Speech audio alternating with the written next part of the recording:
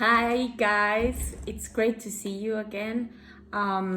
Today we're going to keep on working and talking about spring, okay? So remember that we said that in spring, after the winter, in spring, what's going to happen is that it's going to rain, and the rain is going to moist the trees and the grass, but mostly the trees, okay? And when the trees start growing again, they become, with the trunks are brown, and then they get the leaves that are green, and then they get the flowers that can be of many different colors. And when the flowers are born again on the trees, they're called blossom. Okay, so today we're going to work on something that we have on our books. That's on page 34.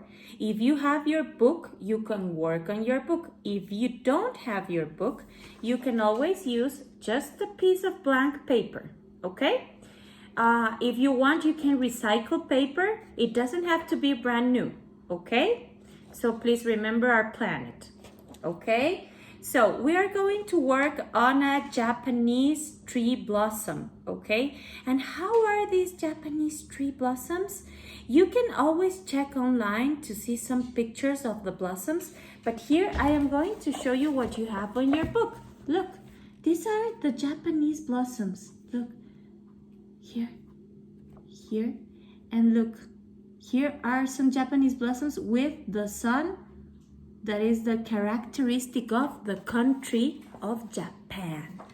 Japan has a lot of interesting art. Okay, so we are going to begin working today with this, and let's see, I am going to use two watercolors today. Okay, watercolors. And if you want, you can use poster paint. Okay, and a glass with water. I have my brushes. I have one brush that's a little thicker than the other, but it's okay. You can work with whatever you have at hand. And I have here some napkins so that I can clean up my brushes. Here is the thing, guys.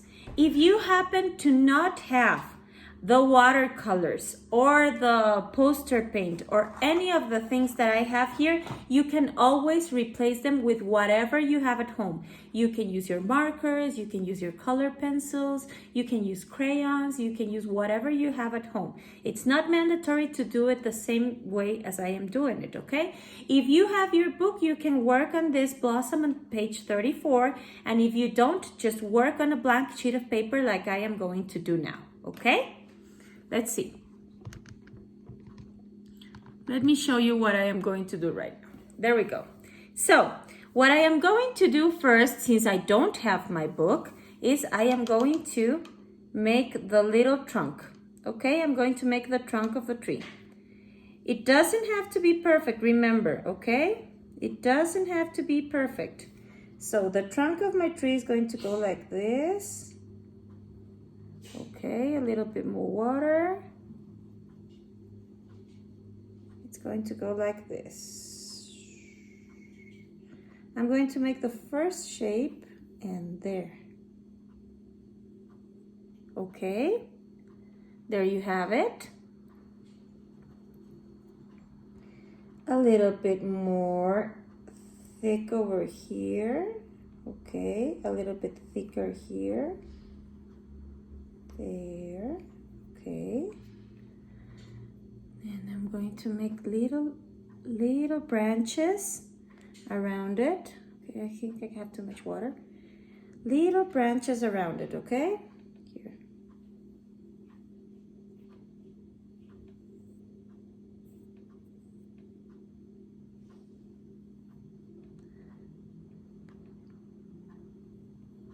There you go, you have your little branches around it. Okay, and a little one here I'm going to make.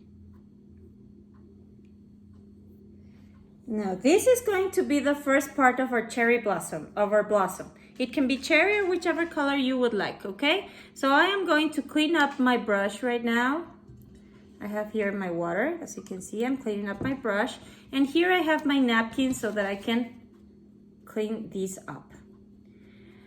What am I going to do right now is I am going to use a shade of red. I'm going to use a little bit of red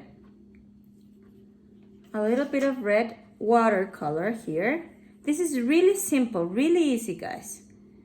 And I'm going to make like little marks like so with a little bit more water. If you put a little bit more water on your blossom, it's going to give you different shades of red, okay? Look, like this. It gives you different shades of red. See? Here. More water or less water are going to give you the intensity for your watercolor, okay?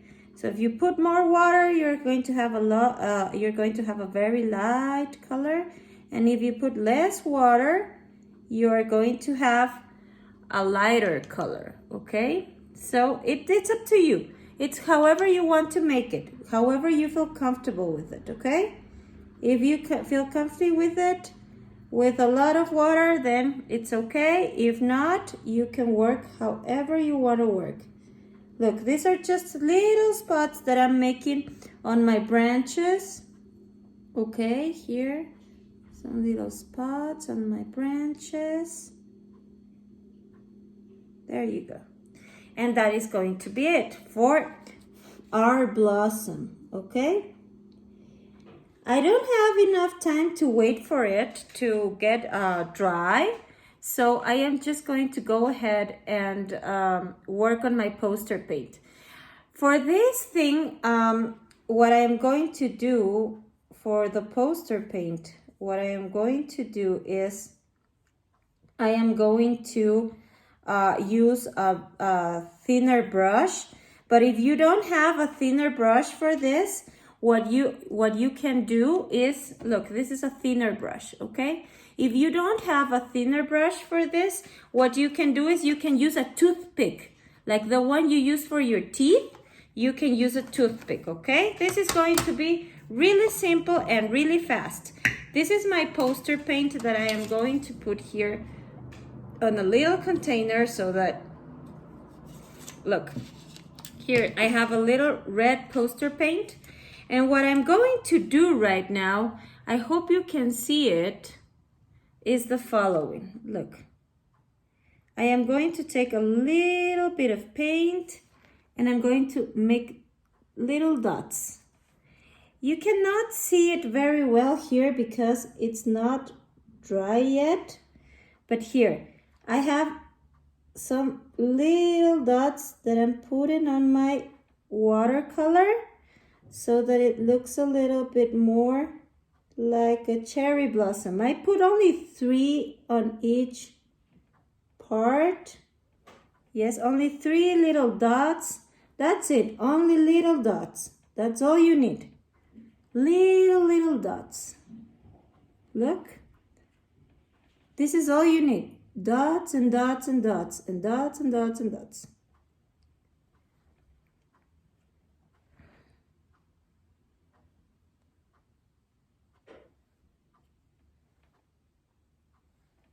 Okay, little dots for your cherry blossom to look amazing. I know you guys are doing a great job at home, so I want you to keep up the good work, okay? You're going to have a lot of fun working with this. Remember that. Okay, just little dots of watercolor with the poster paint on top of the watercolor. I don't have the time to do it right now, but you can let your watercolor dry up first, and then you can use the poster paint, because if you do everything at the same time, sometimes it's not going to look very appealing like mine. But primarily, this is what a cherry blossom is going to look like. You see? Can you see the detail? And now you put it farther away and it looks a lot different. You can make a lot more of blossoms, a lot more of flowers. If you want to, which I am going to, if you want to, you can make the red sun of Japan in some part of your, in any part of your drawing. Look, I'm going to make the red sun of Japan.